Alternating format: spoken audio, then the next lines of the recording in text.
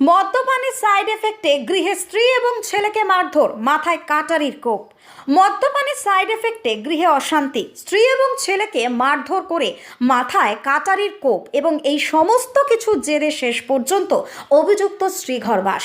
ঠিক এই কাহিনী জানালেন মাথায় কাটারির কোপ নিয়ে বিষ্ণুপুর হাসপাতালে ভর্তি, গুরুতরভাবে জখম বিষ্ণুপুর থানার মানচুরিয়া গ্রামের গৃহবধূ প্রতিমা কাপড়ি।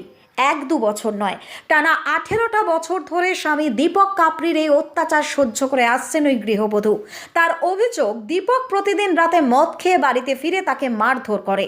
প্রতিমা 14 বছরের একমাত্র ছেলে, বাবাকে বাধা দিতে গেলেও ছেলেও বাবার হাত থেকে রেহাই পায়নি।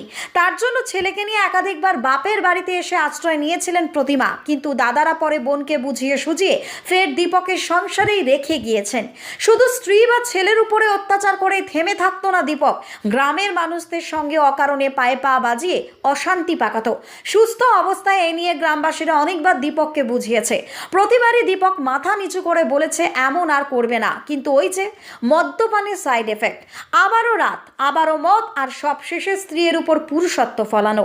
সেই অশান্তি চরমে ওঠে 3 দিন আগে, গত মঙ্গলবার। সেদিন রাত ঠিক 12টা নাগাদ বাড়ি ফিরেই প্রতিমাকে মারধর করার সময় হাতের কাছে থাকা একটি কাটারি দিয়ে আচমকা স্ত্রীর মাথায় কোপ বসিয়ে দেয় দীপক। ওই আঘাতে সেখানেই লুটিয়ে পড়েন প্রতিমা কাপড়ি। মাকে বাঁচাতে গেলে ছেলের হাতেও কাটারির কোপ পড়ে। ওই রাতেই প্রতিবেশীরা প্রতিমার ছোট বোন এবং দাদাদের ফোনে সেই কথা জানায়। রক্তাক্ত অবস্থায় প্রতিবেশীরাই প্রতিমাকে বিষ্ণুপুর হাসপাতালে ভর্তি করে। ঘটনার কথায় প্রতিমার ছোট বোন চায়না মণ্ডল জানান, অভিযোগের ভিত্তিতে বৃহস্পতিবার রাতেই পুলিশ দীপককে গ্রেপ্তার করেছে। শুক্রবার তাকে বিষ্ণুপুর মহকুমা আদালতে তোলা হলে বিচারক দীপকের 3 দিন পুলিশি হেফাজত মঞ্জুর করেছে। Bureau report, target Bangla news. দেখুন, আমার তো ওর কাছে বাড়ি নয়, আমার শ্বশুর বাড়ি। ওদের মারপিট হওয়ার পরে আমার বাপের বাড়িকে ফোন করেছিল, মানে আমার বাবা নেই, বাবা মারা গেছে। আমার কাকুকে ফোন করেছিল, ওদের গ্রামেরই ওই যারা ছাড়িছে তারা ফোন করেছিল। তারা সব ঘটনা বলেছে। ঘটনা বলার পরে আমার কাকু এবারে বাবা যখন নেই, তাহলে আমাদের বোনদেরকে সবাইকে খবর দিয়েছে। খবর দেওয়ার পরে অত রাত্রে আমরা রাত 9টা যখন বাজে এসেছি। আসার পরে আরও আমার দিদি আছে, তারাও এসছে। আসার পরে এবার ওইখানে এবার গাড়ি ভাড়া করা হলো। গাড়ি ভাড়া করার পরে ওইখান থেকে আরও আমরা পাড়ার আবার 2-4 জনকে বলেছি। বলার পরে সবাইকে নিয়ে এদের এখানে এসছি। আমরা আসিনি, কিন্তু আমার স্বামী আরও এসছিল, বাড়ির যারা ছিল এসছিল। কিন্তু ওদের গ্রামের লোকও বলছে এরপরেও যদি মারধর করে আমরা কিন্তু আর দেখবো নি, আর ছাড়াতে বা পারবো নি। এটা যদি রাত 12টার সময় হতো আমরা কিন্তু ছাড়তে পারতাম না। বলছে বারবার এরকম হচ্ছে, তোমাদের মেয়েকে তোমরা লিজে রাখো, তোমাদের জামাইয়ের যেটা শাস্তি চাও তোমরা সেটা বলো, শাস্তি হোক, আমরাও চাই। হ্যাঁ, প্রায় সময় এই 1 মাস আগে হচ্ছে কি রাত 12টার সময় আমার বোনপোকে দিদিকে মারধর করছিল। মারধর করে মানে ওটা চারধারে ঘর, কেঁদালে কেঁদালে লোকের, রাত দুপুরে লোকের বাড়ির পিছনে ঘুরতে কি কেউ দিতে চাইবে? কিন্তু এমন মারপিট অত্যাচার করে ঘুরে ওরকম করেছে। একদিন ওরা আসেনি, বাপের বাড়ি আসেনি কেউ। 18 বছর ধরে অত্যাচার চলছে, দিয়ে ওরা আসেনি। বাস সেদিন গেল, তারপরে একদিন আরও, তারপর দিনে আবার ওরকম রাত্রেবেলায় এই কাপড়ের খুঁটটাই করে, কাপড়ের খুঁটটা বেজিয়ে দিদিকে ধরেছে, দিয়ে কাপড়টা ধরে টানছে। তখন আমার বোনকে যথেষ্ট একটু বড়। থানাতে কি অভিযোগ করেছেন?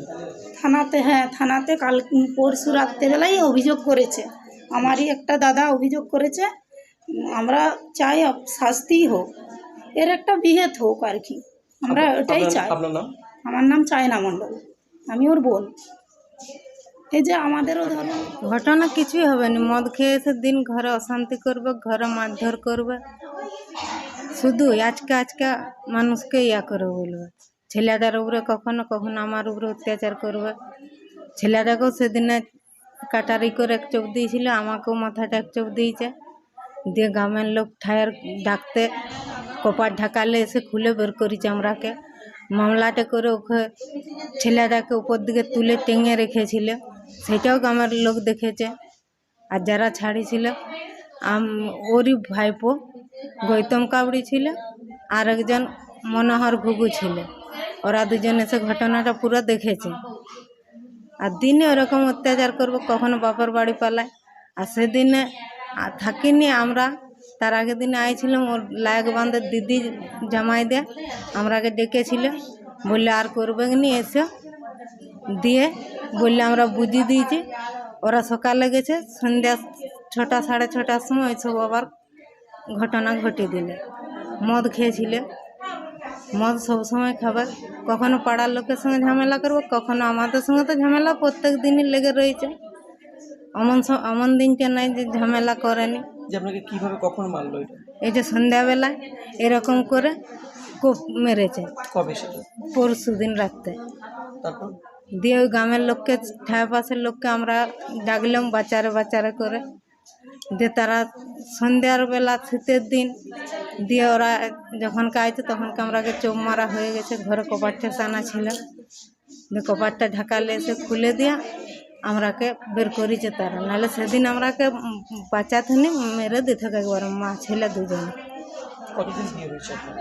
বিয়ে হয়েছে 18 বছর 20 বছরের মতন। প্রথম থেকে এরকম? প্রথম থেকে উনি ছেলে। কি চাইছেন এখন? হ্যাঁ, কি চাইছেন? যেটা চাচ্ছে ও বলছেন, তো আমরা বলছি যে তাহলে বলো পরিষ্কার করে। ওর বোন ভাগ্নিপদরাও বড়টা বললে তুমি কি বলছো বলো। আমরা এসেছিলাম, বলি যদি দিয়া আবার ওর ভাগ্নিপদ বলছে একটা সংসার এমনি করে ভেঙে দাওনি, এসে থাকো। দিয়ে আমরা এলাম, দিয়ে চলেও গেছিলাম।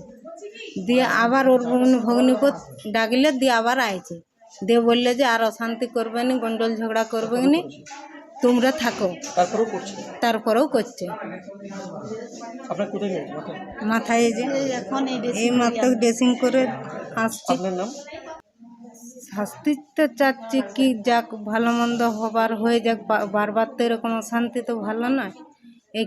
এখানে গ্রামের লোক ছাড়াছাড়ি করে আমরাকে বাঁচিয়ে রেখেছে। কখনো বুকে বসবে, টুটি চিপবে, কখনো কাপড় খুঁটটা ছাড়িয়ে চিপবে টুটিতে, কখনো হাতে করে এমনি করে চিপুটে রাখবে। মদ খেয়েই করে না এমনিতেও করে? মদ খেয়েও করবে, এমনিতেও করবে। আমার নাম প্রতিমা কাবড়ি। কটি ছিল? ছেলে একটি। কত বছর হয়েছে? ছেলেটার 13 বছর 7 মাস বয়স। আর স্বামীর নাম? দীপক কাবড়ি। কেমন বয়স হবে? স্বামীরও 40-45 বছর বয়স হবে। বাড়ি? বাড়ি মাঞ্জি।